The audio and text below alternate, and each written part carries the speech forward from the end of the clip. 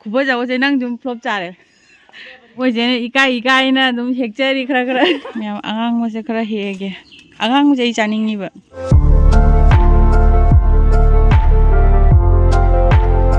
इस फोन का से कोली वाइन नमजन थममी को जे मरुम फचना चांगे सिजे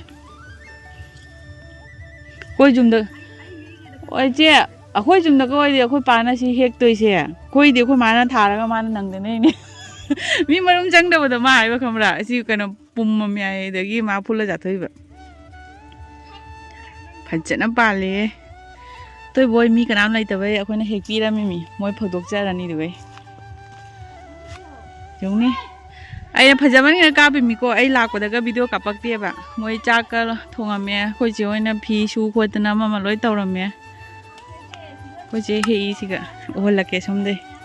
असि खोंदुमजे करमनो मयांग नमितेइरा बोराय पुरके हेक पंगमदबै चांगि जामनगिना जेउ बाटिंग ओरदि हाइसे जेउसे पूरा फजरे सिदी हजु खुदक त हेगा सोक चाडी सि फजद्रोम अखोइना ने नाहक की नुती लाकपिबो ओइदिने को नुती हेक पिसि हयेंदी कनोनी मिलनोगी लेबैना लाको जारो हंचित लाकपा अखोइ अयुक लागने नुंदिन नोय कनो इने ओइला कनोय लाक्तिङै मनुंगदा ओइ मा ओची आंगांग ओची मचु खुपजमा असि हेराउनी याम जेउसे कोलवाय मरुम खुचंगसे यौ मचु फजद्रा अथोइबा फोन तरोबो खुदिंग अथोइबा सिनाने अखो मा फाइरसुने आइवन पिउ त चादो पिउ मोइदा लाउ मोइदा लई लाउ खुफजमनिबो अस लोरे सिदी कोई पाउरदी ngaurani मफम जे मुमुई कोई नुसा जे मखा कुमधरमदाई गिने इमक मक मफम दोय हंति लागा सोमाय गे जिमलो हेक्टोसी तोबा सोमदा हले तोबा जे स्कूल हले गाड़ी थाउये तोबा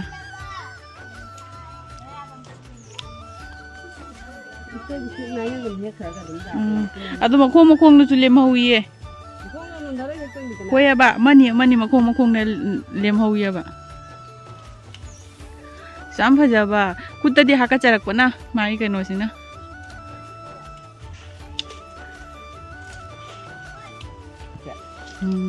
फजानी असिंग पूरा मपुक तो थल्लाबा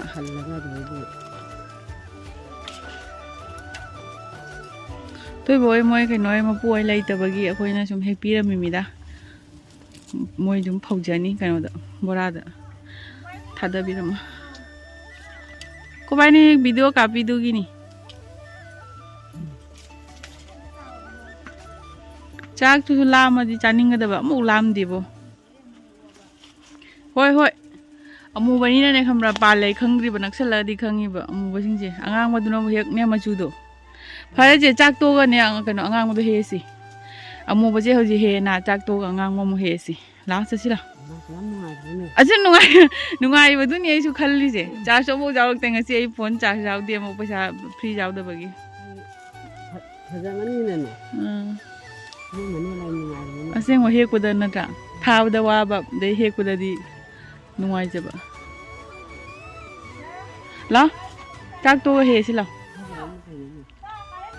आइदि केनो माइ वाट लेमि तौबिरनि कांगन खनबिरनि फिरन लसलनि सलना देसी हाइ लादुना थियंगनि लादुना नि हाइसे लाउ फजा फजामनि कइने पंगलौदा लविने अखोइनि सुमा लैतबगी नुवाइबा हेकपदने फोन दो लेहोबा नंग फोन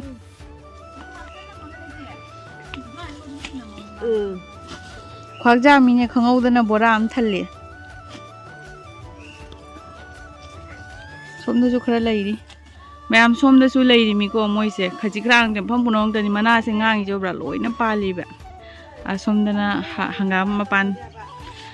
hangam maru सिगना खामेन सेंबी तुरे लोमदसु ले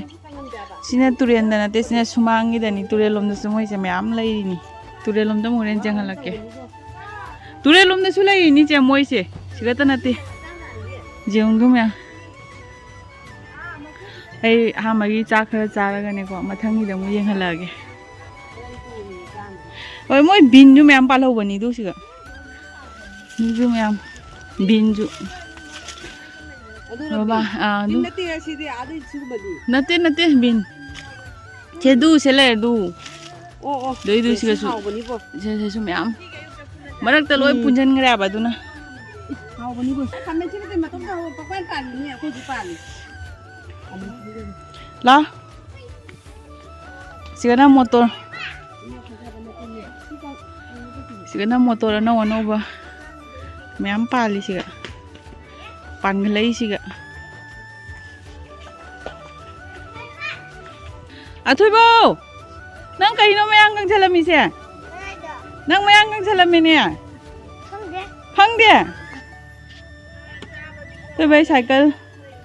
Moin dadaga sanari ma phammi tu baong ki mayang khara kang ya masan nuai tu ba tu mai tai ba masak si ju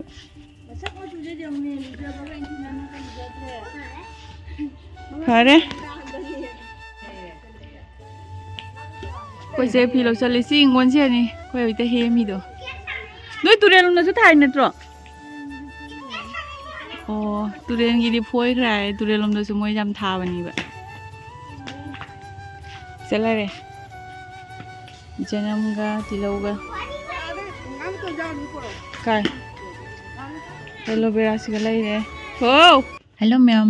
aina mamang da mamar ki moisturizing cream khura ujja gi bedo ko ma'am adu ki mati adu kana ki ko adu kana ki beduna maram oraga ma'am ngasi soina mamar ki ai moisturizing cream se yam thuna mu ma'am yam da mu share tau jara bani adu selai jare beetroot hydra full light moisturizing cream vitamin C daily glow light moisturizing cream rice dewy bright light moisturizing cream cocoa rich moisturizing cream ma'am asigi maram da ngasi mu aina khangjabado matem da ma'am da haijeram ge ba ko मैम से लाइरे ममार beetroot hydra full life moisturising cream से 200 gram ने 24 hour hydration पीगने बको मैम beetroot gives natural glow hyaluronic acid promote hydration non greasy and quick observing मैम सिगलो इदनो लेजरे मा इंग्रेडिएंट दे कई दे पुनमा अदो मैम असि हांगदोगा मोमो यंगलागे को माय मनुंगी टेक्सचर सिमु कमाय तोबा मैम से लाइरे creamy texture ni ma'am ado ma'am sigala ire magi beetroot ki se ado ma'am ai skin na tayra mu lakke ba asideina hana degi ai sekai na thamo bani ba magi cover se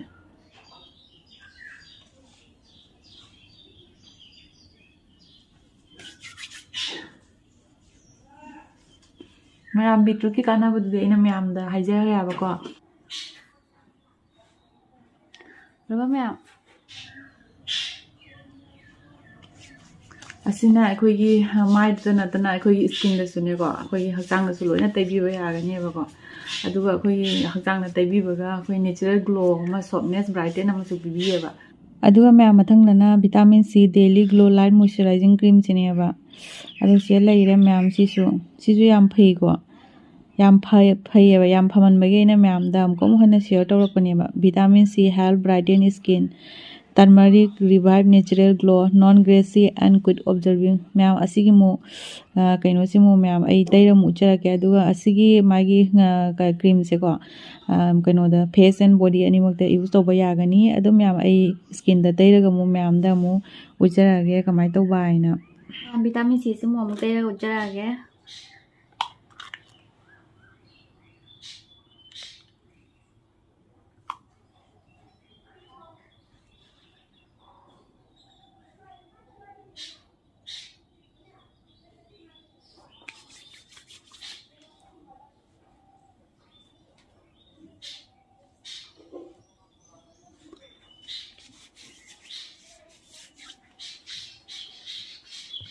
ma'am सिना cocoa rich moisturising cream ने बको अदुगा सिना cocoa help moisturise skin vitamin E improve skin texture non greasy and quick absorbing แม่ซีสุภัยสิกเลย Rice Dewy Bright Light Moisturizing Cream asi aigi kano hoji aina taijaba se asijini rice water help brighten skin niacinamide evens out skin tone non greasy and quick absorbing hoji aina si se pamjana taijari se ma'am hoji ai si se tayaba aduga ma'am aina kari mugra haje ke ba ko mamar ke khuji product sing je ko khoi ma'am na si na ba matung da mai ki phai phate kai de soi je do ma'am na suggestion bi ro ma'am suggestion ni matung ina mamar na moi gi project sing si ga product sing si ga improve hen doi ne ba ko adu ma'am ai comment da bi ro adu mamang da su ma'am anion shampoo da ko suggestion gi matung ina improve hen ba mamang da su thokre ba ko aduga ma'am magi product sing je ko Nykaa Amazon Purple Flipkart पुनोते available ओगनी अदुगा अना कोई store market ना कोई store से available ओगनी अब अदुगा करम करम मागी अना गना कोई स्टोर को अमा मार्केट प्रोडक्शन से कई फंगी फंगे से मैं आम कमेंट ता हाबिरो आकी मागी प्रोडक्ट पुनो मक्से नेचुरल इंग्रेडिएंट ना सावा प्रोडक्ट ngakतनी ऑर्गेनिक प्रोडक्ट ngakतनी बा अदुना मैमना चिंगनाबम ता लेतना मैमना सिनाबियो अदुगा मैमना एगी कूपन कोड से सना 2025 से सिनाबियो तारगदी 20% डिस्काउंट फंगनी बा अदुगा मैमना मार्केट मागी प्रोडक्ट से परचेस तोनिंग तारगदी मैमना आई डिस्क्रिप्शन द लिंक हापचरमगे मैम चंगागा ऑर्डर तोसनबी मैम अथो बसे जाकुम दगा साइकेल थंगा चेंजे लैसे जों हाय तरो हाय आई स्कूल चलु रे हायरो नंग क्लास के कारगे करी बन कइनो बन नाय क्लास के कारगे ओ फारे थौरो जो आई जेरुम होगे थौरो मैम अथो बगी जेरुम होगे तवनी सेगा nga hinjang thongba loire cha su tokpa loire huje nga sai gi angang ko ni don khra gi oge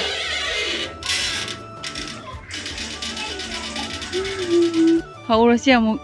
kaino hekpa asi maton hekpa hawni maton cha ba hawba do ai budi cha de do mi na ne maton je mi na ga chai hayaba si mo no mo ma na ingon chang da ne si kang ra ne si marum chang ba si manga tru ka hek to si ma'am से अदुनी असी से मरुम जंगवा से मरुम जंगे फजन जंगे से मंगा तरुक खंगे अचंग खरा से हेक्तो खरा के माना जंगदबनी ने को असी मोय इनी ओय लाको दरी पुरा कंगनी सी इनी आई इंदु चारा इनी रे को बुदु दु चाय मारे असी हेक्तो इ बदुना सी मरुम भजा जंगे दु जुमना सुमाय लेने का हिजब काय से gần ngoài với quần ốm mi cô na chai mu bang na mi cô na chai ye si mula ka se loi li de bin ju loi li lo re ro ma ri ba da bin ya si ko me am le asi ka dau doi kha ki to ko na ka cha thok ke mangai re para bu thu ma mai dau doi si gra he je te he ro angang mo katanga he kani ma'am आगांग से खरा हेगे आगांग जे चानिंगी बा कई no हमरा कना मचू से फजमनी ने दुगे ने चानिंगी बा आगांग से खरा कोई हेके आई युम द चारुगे कइनो हादि आई नो सोंग नते काबो का फुले दना अमुखा अदगी ngौबदो चाकने कि आम हावी दुदो मनिंग द खरा कोइना करी हंगाम करी अदि फदिगोम दे मुला दुमाइन खरा जगा दुबा सुम मपाक तुदि काय कोइदोगे खोगी चटोक जसिन कनो ममगी कनो लोय ओइबनिना फजना पानमनी न ngawi खोजी सुमजे उजदबगी फजैया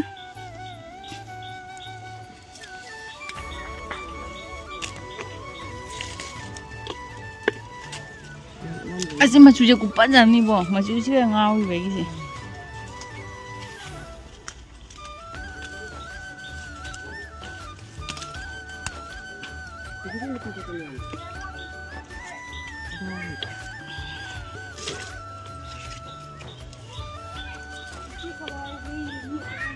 jangan lo se na YouTube ta na sai phone de jing de lo de ni nang na sak to YouTube to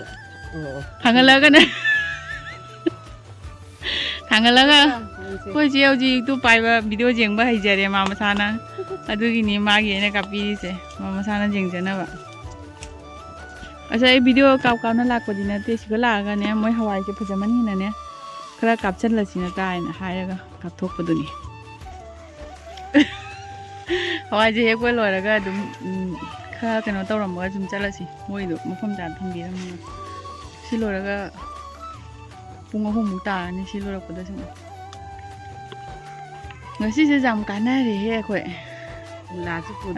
mula su pudore ngam cha roi ba moi ini moi indu chai la ko da pung kang ngani ba dei कोई न ओजरा से तोरे से पुत्र वाना जहाँ चलसु ओजे बा धीरे धीरे चटपजे फै अगोय जे इकाई ना दुम हेक्चरी खरा इकाई वदि लेपदे माइथोंग दा दा खुत्तदि अगोय माइथोंग लसु लेपचदे खुत सु लेपचदे चिनबाल ना इकाई ना हेक्चरी अखोय जे कयम नते दारे ना पटना पुमना मांग दो सरो अखोय जाजाव ना भय खनजाबे वानी दा अखोय जे कयम नते दा ये नाम खरा का है कहीं नो आइडिया इन्हें वीडियो लोग चली जाए हैं हैस मोई खरा ला मतलब पच्चे से काय ना हैं ऊर मिना खंगे तना को वीडियो दा क्या है इनो काय दो जाने कोई आई ने जन्म चानिंग जे कैसे मिना ते बोलालू दने कनो तो इन्हें मोई इंदु चाला लो बोलालू दने जन्म मई ले थरगा जन्म हापंगो बुदो ई पामे बदुगिनी दा अजी लोई फोंग ने है इनी दुना कोई से मैं अखोय हजि हल्लगे थोइबसु तुमहौरे अखोय हल्ले मथंगदा मुक लागे मसी थाजदना वीडियो हम कापथोखरे मथंग अमको मु ताकपदा मु कापागे मथंगी हेकपदा मु मसीगी लोइसलगे वाओ से वीडियो कापके लाइनी अखोय माइगे जंग खुबो जावो से नंग जुम फ्लॉप चारे फजा रे मचुगसे वाओ कुतुबा नंग चिकली आइनी नंग मयाम चंगना हाँ कुतुबा नंग मयाम जंग चिकली आइने फजरे अमतंग जेंगा चलगे वाओ राशि तजुमने ना